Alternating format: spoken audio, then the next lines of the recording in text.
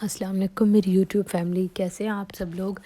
آج کی recipe chicken white کڑھائی کی ہونے والی تھی، تو لیکن اس کی جو شکل ہے، اس کا ٹیکسچر ہے نا، وہ بالکل ہی بدل گیا تو مجھے چکن وائٹ کڑھائی کی جگہ سمپل کڑھائی بنانی پڑ گئی۔ وہ ایسے ہوا کہ میں نے پیاز براؤن کیا، براؤن بھی نہیں، بس اس کو ہلکا سا سافٹ کیا، چکن ڈالا، اس میں جنجر گارلک پیسٹ ڈالا، ہری مرچی میرے پاس جو تھیں وہ کڑوی نہیں تھیں، تو ہری مرچی میں نے ڈالی پہلے 5-6، لیکن کڑوا نہیں ہوا سالن، تو پھر میں نے نا تھوڑی سی اور مرچی ڈال دی، لیکن وہ اس کا کلر ہی چینج ہو گیا، گرین کلر ہو گیا اس کا۔ تو میں نے کہا اچھا اب یہ وائٹ کڑھائی تو بنے گی نہیں، تو اس میں نے نمک بھی ڈال دیا، لال مرچی ڈال دی، ہلدی ڈال دی، سب کچھ ڈال کے چکن کڑھائی بنا لی۔ تو یہ میرے ہسبینڈ کو بہت پسند آئی، انہوں نے بہت شوق سے کھائی۔ یہ ریسیپی بائی چانس بن گئی، لیکن اتنی یمی بنی نا کہ اب جب بھی چکن کڑھائی کھانے کا دل کرے گا تو میں اسی طریقے سے بناؤں گی۔ میں چکن کڑھائی والے طریقے سے نہیں، میں یہی طریقہ بناؤں گی، کیونکہ اس طریقے سے زیادہ اچھی بنتی ہے۔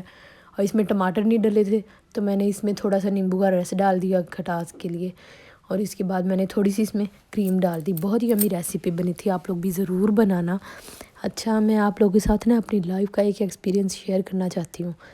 میں جب میری شادی ہوئی نا، تو ابھی میں 10th کلاس میں پڑھتی تھی جب میری انگیجمنٹ ہو گئی تھی، تو میں نے انٹر کے ابھی ایگزامز دیے تھے، رزلٹ نہیں آیا تھا، ایگزام دیے تو ہماری شادی ہو گئی۔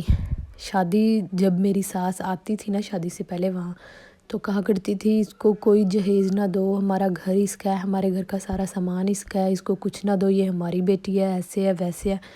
تو امی نے کہا نہیں 6 مہینے رک جائیں، ہم اس کو اپنی بچی کو سب کچھ دے کے بھیجیں گے۔ نہیں آپ نہ دو، یہی تو ہے، اس نے سنبھالنا ہے، سب کچھ اس کا ہے، اس کے انڈر ہوگا سب کچھ، ایسے ویسے کیا ہے کہ لے آئے۔ تو میں بھی خوش تھی کہ اتنے اچھے مل گئے، سب لوگ خوش تھے۔ اب میں آئی یہاں پہ، بہت خیال کیا ان لوگوں کا، لیکن میرے سسر کو اپنے بیٹے کے لیے کوئی اور لڑکی پسند تھی، تو میرے سسر نے بس بسنے نہیں دیا نا مجھے، یا شاید کہہ لو کہ جہیز لے کے آئی ہوتی تو شاید بس جاتی میں۔ تو پہلے جو میری زندگی کے 3 سال تھے نا، اتنے مشکل گزرے ہیں، اللہ گواہ ہے اس بات کا کہ ہماری جو بات ہے نا وہ طلاق تک پہنچ گئی تھی۔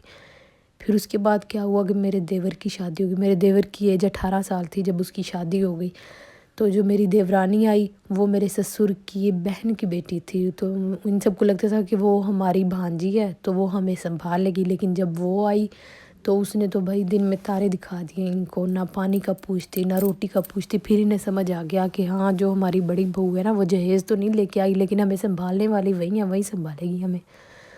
تو پھر میرے ساس سسر میرے ساتھ ٹھیک ہو گئے، بالکل سیٹ ہو گئے میرے ساتھ۔ تو اب شکر ہے اللہ تعالیٰ کا کہ اپنے شوہر کی اور اپنے ساس سسر کی ساری ذمہ داریاں پوری کرتی ہوں میں، جیسے اپنے ماں باپ کا خیال رکھتی ہوں ویسے اپنے ساس سسر کا خیال رکھتی ہوں، اپنے شوہر کا خیال رکھتی ہوں۔ میرے شوہر مجھ سے خوش ہیں، میرے ساس سسر مجھ سے خوش ہیں۔ تو بات کرنے کا مقصد یہ تھا کہ جہاں پہ ویسے جہیز ایک لعنت ہے، دینا نہیں چاہیے، لڑکے والوں کو سوچنا چاہیے کہ وہ لڑکی کے ماں باپ بھی ہیں، جہیز اگر آج ہم دے رہے ہیں تو کل کو وہ کہتے ہیں کہ ہمارے گھر جہیز لے کے بھی آئے کوئی۔ تو ایک بات یہ بھی کڑوا سچ ہے کہ لڑکی کی شادی کے بعد کی جو زندگی ہوتی ہے نا، وہ اس پر ڈیپینڈنٹ ہوتی ہے کہ وہ جہیز کتنا لے کے آئے۔ اگر تو وہ زیادہ جہیز لے کر آئی ہے تو پھر وہ خوش رہے گی، اگر وہ کم جہیز لے کے آئی ہے تو پھر اس کے ساتھ وہیں سب کچھ ہوگا جو میرے ساتھ ہوا ہے۔ لیکن ہاں، سارے سسرال والے سارے ایک جیسے بھی نہیں ہوتے، کوئی ایسے بھی ہوتے ہیں جو بہت اچھے ہوتے ہیں، کوئی ایسے بھی ہوتے ہیں جو جہیز نہیں بھی لیتے، کوئی ایسے بھی ہوتے ہیں جہیز اگر لڑکیاں کم بھی لے کے جائیں تو ان کو بھی خوش رکھتے ہیں۔ تو میری زندگی کے پہلے جو 3 سال تھے نا بہت مشکل گزرے ہیں، اللہ گواہ ہے اس بات کا، میں کن اذیتوں سے کن تکلیفوں سے گزری ہوں۔ کسی دن میں آپ لوگوں کے ساتھ اپنی لائف کا یہ ایکسپیرینس شیئر ضرور کروں گی، اگر آپ جاننا چاہتے ہیں تو کمنٹ لازمی کرنا، اور ریسیپی کیسی اچھی لگی بتانا۔